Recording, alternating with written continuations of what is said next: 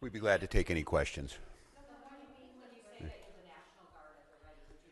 Yeah, and I can let General Schaefer talk about this. It so happens it's a training weekend. We've got about 7,500 troops in training at our sites, training sites across the state. What it is, and in the National Guard, you give a warning order, which is a heads up of something could be coming. That just allows people to think about what they would need, what it would mean to mobilize, what it would mean to put them in. And I could let the General talk a little bit about this. Obviously, since the summer of 2020, we had a lot of work done on teams being ready to make sure that civil unrest, and what that means, and I think Commissioner Jacobson was very clear, and I want Minnesotans to hear this from me. The desire to get out and protest and to speak up to this administration of how wrong this is, that is a patriotic duty at this point in time, but it needs to be done safely, and I think the Commissioner simply just laid out some of those parameters. We can do that. This is the peaceful resistance that we need. Simon, you want to say a few things about what that means to have them on the ready? Yes, sir. Thank you, Governor. So for the military, Minnesota National Guard is comprised of 13,000 soldiers and airmen. We live all across and work throughout Minnesota. A warning order is just an initial step to increase your preparations. The Minnesota Guard is always prepared to respond and support state agencies and the citizens of Minnesota.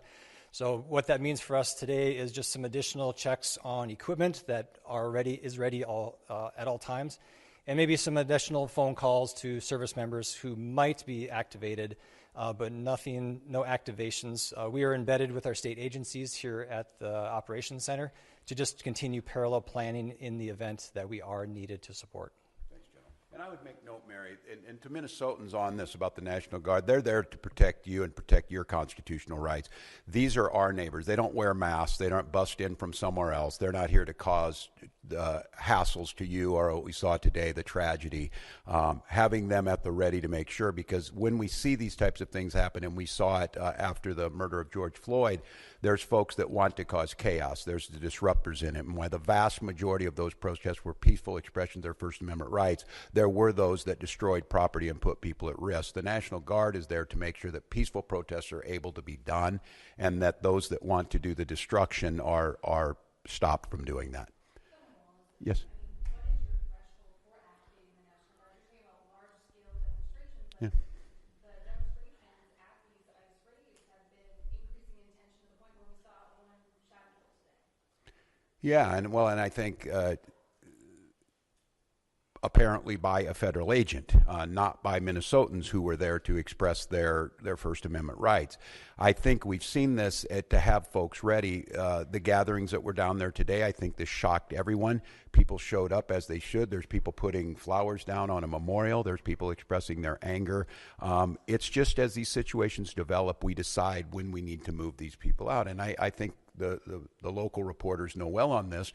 Both unfortunately and for us, the upside of this is that we're very good and we've had practice at this. And I just want to, again, implore Minnesotans, I am not telling you not to express your anger or your frustrations or the outrage that we have. Look, this was totally predictable, as I said it yesterday, and it was totally avoidable.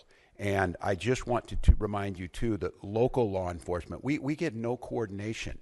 They don't tell us they're coming. They don't say why they're sending the largest deployment in American history to Minneapolis. They're not making us any safer. We don't have any of that coordination. They should be talking to us when we do these things. Let us know. We're going to be down here. This is going to happen. We don't have that. So when you see local law enforcement or state patrol, or if it would take the National Guard, we're there responding to the chaos they've created too, but our role is to make sure that we're protecting Minnesotans so that something like this doesn't happen.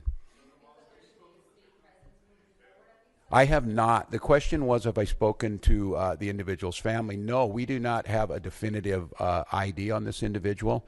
And I look, I'm going to note to all of you, I think it's really important, and the professionals do this, and they train me to do this. This is an open investigation. You need to be very careful about it. I know that many of you, myself included, have seen a very difficult video to watch, one where there's a family member watched their family member be shot and killed in front of them. It's beyond me that apparently from the federal government, from the Homeland Security Director herself, has already determined who this person was, what their motive was, and they hadn't even been taken out of the vehicle. We're not living in a normal world. And so, no, I have not. And I want to be very careful because I know how painful this is. I know how painful it is right now. I'm saying person and all that. This is a human being. This very well is an individual's child.